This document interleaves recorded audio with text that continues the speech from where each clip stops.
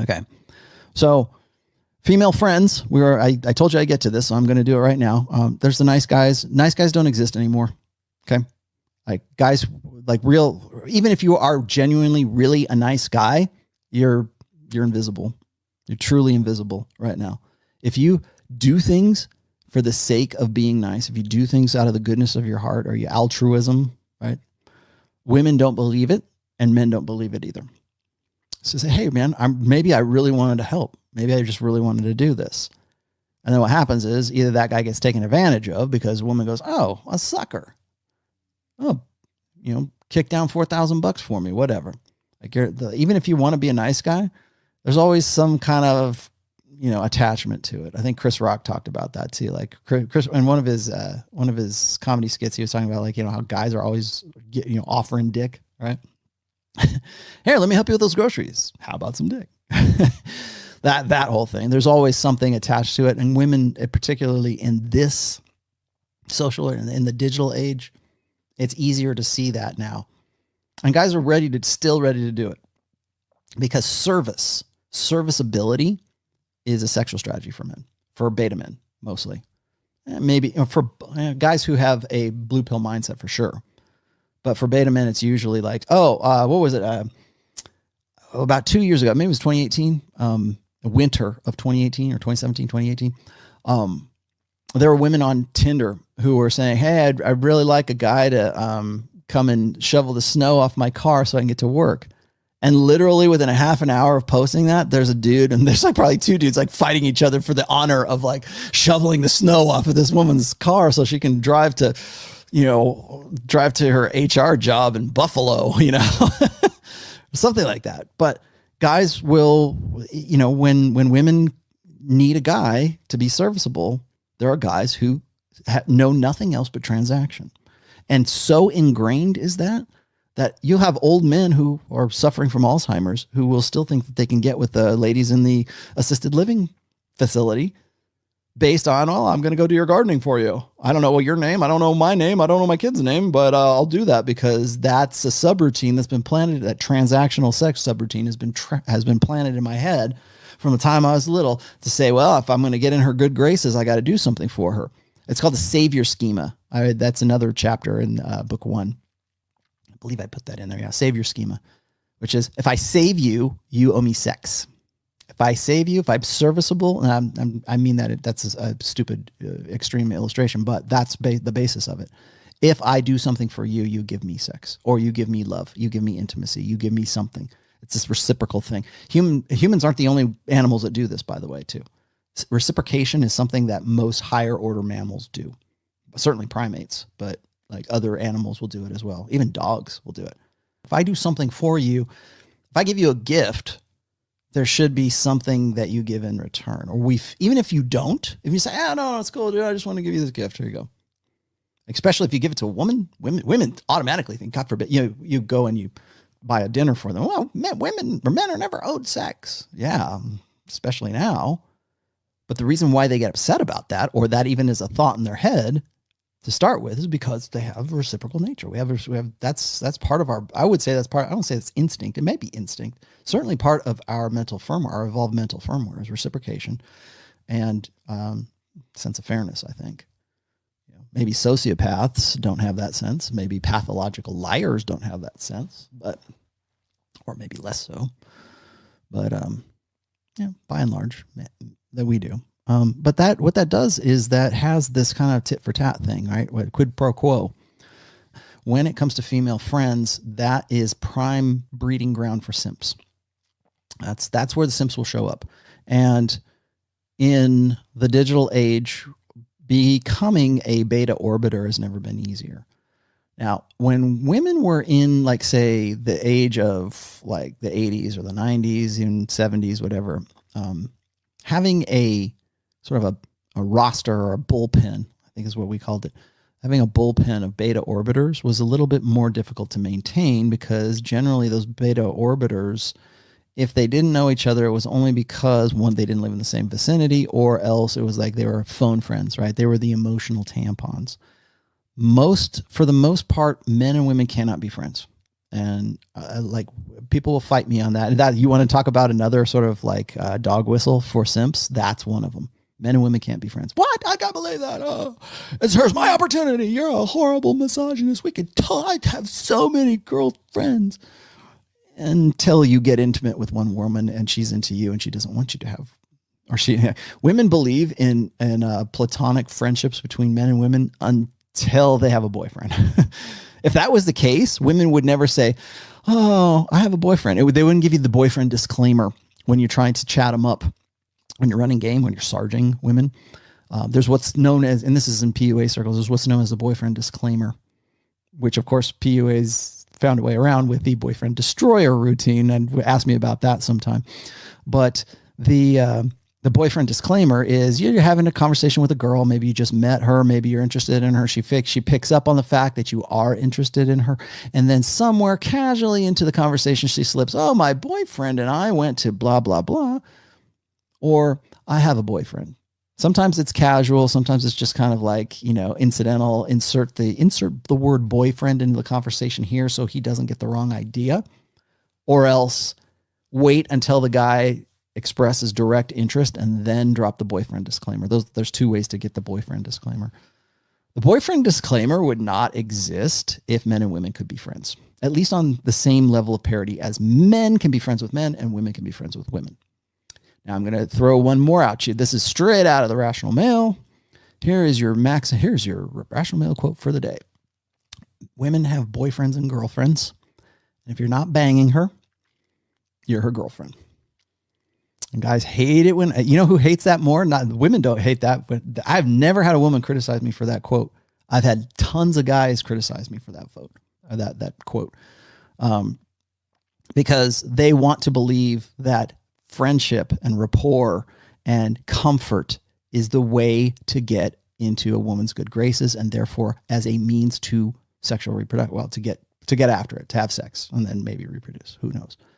Because most simps, most blue pill guys who have been conditioned by the blue pill, and I'm not talking just even in the 2000s, I'm talking about my generation, we're taught that the best way to get a girlfriend is not sexual anxiety, not urgency, not sexual tension. Those are elements that are absolutely necessary in sexual attraction and sexual arousal. But since the 70s, since we decided that it's not what's on the outside that matters, it's what's on the inside.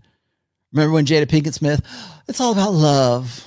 No, it's not. That you weren't banging Alcina, whatever, because of love. If he'd have been 50 pounds overweight and a sandwich artist at Subway, you would not it's all about love. No, it's not. But we've been taught that it is. And we've been taught that it's what's on the inside that counts for a long time. Now, I'm not saying that the inside, your character and your integrity and your person and everything, like who you are, isn't important. It is. It is once you got past the sexual urgency part, right? It is once a woman has like actual, you've got past the arousal stages. And you have to know, if I'm going to talk about friendship, you have to know how like a natural sort of arousal happens and then attraction and then sort of a pair bonding happens. There's a flow to it. And this is something that what used to be taught by the early PUAs. I don't think so much now, but it is the idea that, and again, like I said, I believe this is that you should go from like comfort and familiarity, then you go into sex, is absolutely backwards, 100% backwards. Even Mystery Method would say the same thing. It's usually attraction, comfort, and then seduction. That's Mystery Method, ASC. Yeah. So it's that's usually how it happens. I've never really been a proponent of too much rapport, too much comfort, too much familiarity, because familiarity breeds contempt, right? But it also makes once you get into that, most guys gross out on comfort. They gross out on familiarity. They want to be her brother. And women will say that. They're like, I don't see you as a lover. I don't think of you that way. I think of you as a brother. When you get to that point, what she's saying is, I see sex with you to be incest. Literally, that's what it means. Like the thought of having sex with you is like having sex with my brother. And you got to that, you next eject, you're done. Just move on to the next one. Because if you've already got into that sort of, we're like brother and sister, And again, this is another example that I see of simps.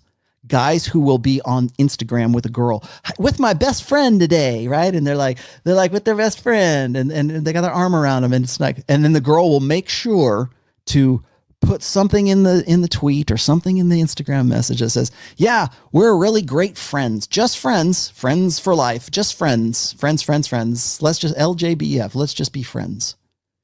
And to make damn sure that anybody seeing that picture that's on his Instagram that he tagged her in, like the reason he's doing that, of course, is mate guarding, but women know that instinctively. Women know mate guarding. Like they know mate guarding before guys know mate guarding.